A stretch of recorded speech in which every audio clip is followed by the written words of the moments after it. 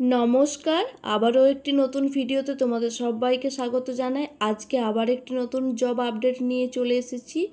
তো আজকের নোটিশটাও কিন্তু নর্থ 24 পরগনা থেকে পাবলিশ হয়েছে। তোমরা অনেকেই কমেন্ট করছো, বিভিন্ন ধরনের কমেন্ট করছো। তো তোমাদেরকে বলি, প্রত্যেকটা ডিস্ট্রিক্ট থেকে কিন্তু অনেক ধরনের পোস্ট, বিভিন্ন পোস্টের কিন্তু সারা বছর ধরে রিক্রুটমেন্ট হতে থাকে।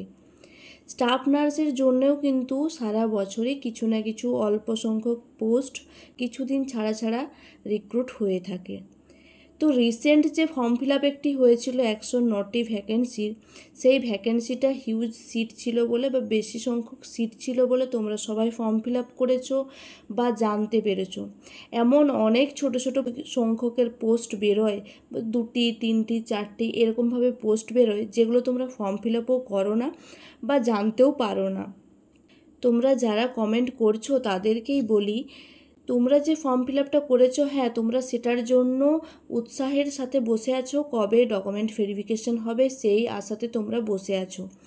কিন্তু ওই রিক্রুটমেন্ট বাদ দিয়েও কিন্তু আরও রিক্রুটমেন্ট আছে। নর্থ 24 পরগনা থেকেও কিন্তু অনেক রিক্রুটমেন্ট পোস্ট বা ভ্যাকেন্সি পোস্ট বেরিয়েছিল, সেগুলোর ফর্ম ফিল আপ হয়েছে এবং সেগুলোরও ডকুমেন্ট ভেরিফিকেশন হচ্ছে, আবার এঙ্গেজমেন্ট লিস্টও বেরোচ্ছে।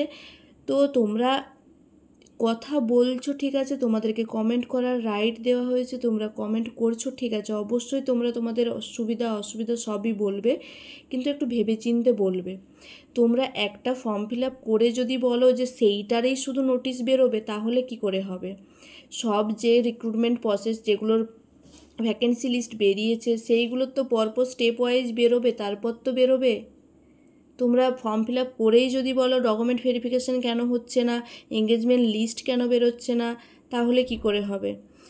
একটু ধৈর্য নিয়ে ওয়েট করো, অবশ্যই ডকুমেন্ট ভেরিফিকেশান হবে এবং এঙ্গেজমেন্ট প্রসেসও যেরকম স্টেপ বাই স্টেপ হয় সেরকম হবে। যারা 109টি ভ্যাকেন্সিতে ফিল আপ করেছিলে, একটা কথা মাথায় রাখো, ওই ভ্যাকেন্সি বাদ দিয়েও কিন্তু আরও আগেও রিক্রুটমেন্ট লিস্ট বেরিয়েছিল, ভ্যাকেন্সি লিস্ট বেরিয়েছিল, সেই অনুযায়ী কিন্তু বেশ কিছু সংখ্যক স্টুডেন্টরা ফর্ম ফিল আপ করেছে, ইন্টারভিউ দিয়েছে এবং সিলেক্টেডও হয়েছে। সেই সব লিস্টও কিন্তু আউট হচ্ছে। তো যাই হোক, দেরি না করে ভিডিওটা শুরু করি। আজকেও একটা এঙ্গেজমেন্ট অর্ডার স্টাফ নার্স থেকে, স্টাফ নার্সের নর্থ 24 পরগনা থেকে কিন্তু এঙ্গেজমেন্ট অর্ডারটি বেরিয়েছে। তাহলে এটারও আগে ফর্ম ফিল আপ হয়েছিল, ফর্ম ফিল আপ হওয়ার পরে ডকুমেন্ট ভেরিফিকেশন হয়েছে, ডকুমেন্ট ভেরিফিকেশন হওয়ার পরে কিন্তু এই এঙ্গেজমেন্ট লিস্ট বেরিয়েছে, যেটাতে তোমাদেরকে যাদের নাম বেরিয়েছে তাদেরকে কিন্তু জয়েন করার কথা বলা হয়েছে। তো চলো দেরি না করে দেখে নাও তোমরা কারা সিলেক্টেড হয়েছো এবং কত তারিখ থেকে কত তারিখের মধ্যে তোমাদেরকে জয়েন করতে হবে, কি কি ডকুমেন্ট নিয়ে যেতে হবে আর কি কি টার্ম এবং কন্ডিশন দেওয়া আছে। তো এখানে সিলেক্টেড 3জনের নাম দেওয়া আছে, এই 3জন কিন্তু সিলেক্টেড হয়েছে এবং তোমাদেরকে জয়েন করার কথা বলা হয়েছে। নোটিশটি দেখে নাও। Government of West Bengal, office of the chief medical officer of health, এটি নর্থ 24 পরগনা থেকে পাবলিশ হয়েছে 29/8/2024, অর্থাৎ 29শে আগস্ট এই নোটিশটি পাবলিশ হয়েছে। দেখে নাও এঙ্গেজমেন্টের যে position, staff nurse under Nimta UCHC NUHM. তো এনইউএইচএম এর আন্ডারে নিমতা ইউসিএইচসিতে এই স্টাফ নার্সের পোস্টিং দেওয়া হবে। আর এটি purely contractual basis job. Staff নার্সের মান্থলি স্যালারি কিন্তু তোমরা 25,000 টাকা পার মান্থ পেয়ে যাচ্ছ। আর তোমাদেরকে পোস্টেড করা হবে বলেই দিলাম, নর্থ 24 পরগনা সিএমওইচের আন্ডারে নিমতা ইউসিএইচসিতে পোস্টেড করা হবে। এখানে দেখে নাও নাম দেওয়া আছে একজনের সুশ্রিতা নিয়োগী, গার্ডিয়ান নাম দেওয়া আছে, অ্যাপ্লিকেশন আইডি একটু মিলিয়ে দেখে নেবে, date of birth, caste general caste থেকে তোমরা পেয়েছো এবং এখানে ডিটেল অ্যাড্রেসও দেওয়া আছে। নেক্সট নামটা দেখে নিই, পল্লবী জানাল, গার্ডিয়ান নাম দেওয়া আছে, ডেট অফ বার্থ দেওয়া আছে, কাস্ট অ্যাড্রেস সব দেওয়া আছে, অ্যাপ্লিকেশন আইডি তোমরা একটু মিলিয়ে দেখে নেবে। আর একজনের নাম দেখে নাও, পৃথা কয়াল, তোমারও ডিটেলস পুরো দেওয়া আছে। এর সাথে সাথে তোমরা জেনে নাও যে কি কি টার্ম এবং কন্ডিশন রয়েছে, তোমরা কবে থেকে জয়েন করতে পারছো। অবশ্যই তোমাদেরকে বলে রাখি, এই নোটিশটি 12/9/2023 পাবলিশ হয়েছিল রিক্রুটমেন্ট নোটিশটি, তার রেফারেন্ট নোটিশ অর্থাৎ ডকুমেন্ট ভেরিফিকেশন হওয়ার পরে এই এঙ্গেজমেন্ট নোটিশটি বার হয়েছে। তো দেখতে পাচ্ছ তোমরা অবশ্যই আগের বছর সেপ্টেম্বরে ফর্ম ফিল আপ হয়েছিল, তার এঙ্গেজমেন্ট লিস্ট কিন্তু এই মাসের আগস্টে মাসে বেরোচ্ছে, নেক্সট ইয়ারের আগস্ট মাসে বেরিয়েছে। তো যারা সিলেক্টেড হয়েছো তারা দেখে নাও, নিচে একটি এই পিডিএফের নিচে মেডিকেল সার্টিফিকেটের একটা ফরম্যাট দেওয়া আছে। এই ফরম্যাট কিন্তু তোমাদেরকে ডাউনলোড করে তোমাদেরকে এই ফরম্যাট অনুযায়ী মেডিকেল প্র্যাকটিশনারের কাছ থেকে, রেজিস্টার্ড মেডিকেল প্র্যাকটিশনারের কাছ থেকে এই ফর্মটি ফিল আপ করিয়ে ইস্যু করিয়ে তারপর কিন্তু তোমাদেরকে জয়েন করতে যেতে হবে। অবশ্যই কিন্তু মেডিকেল সার্টিফিকেট নিয়ে যেতে হবে জয়েনিংয়ের দিন।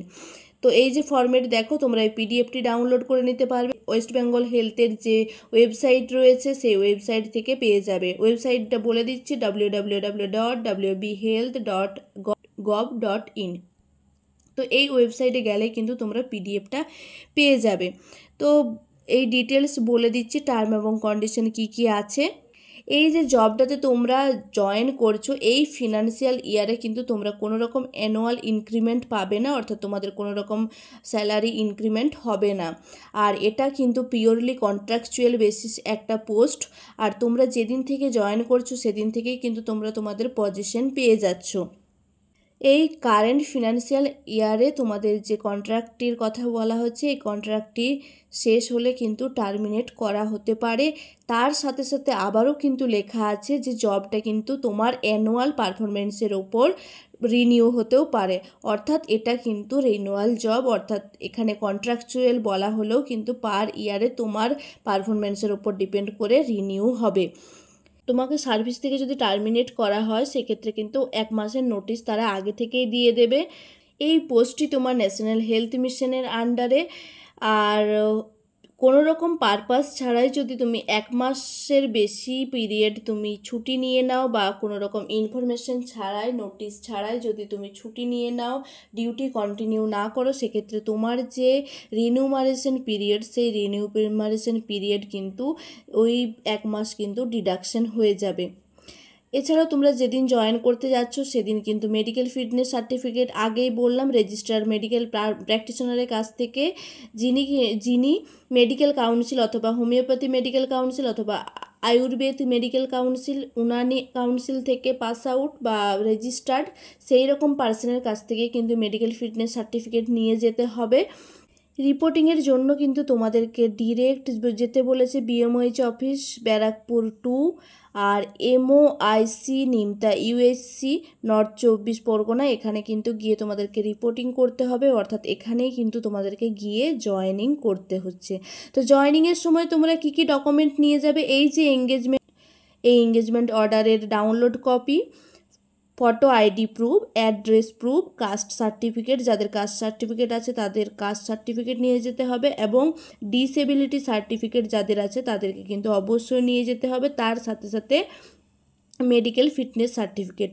কবে তোমাদেরকে জয়েন করতে হচ্ছে না, 6/9/2024 মধ্যে কিন্তু তোমাদেরকে জয়েন করতে হবে, অর্থাৎ 6 সেপ্টেম্বরের মধ্যে তোমাদেরকে গিয়ে রিপোর্টিং করতে হবে বিএমওএইচ অফিসে, ব্যারাকপুর 2 এর যে বিএমওএইচ অফিস, সেখানে গিয়ে কিন্তু তোমাদেরকে ডিরেক্ট রিপোর্টিং করতে হবে।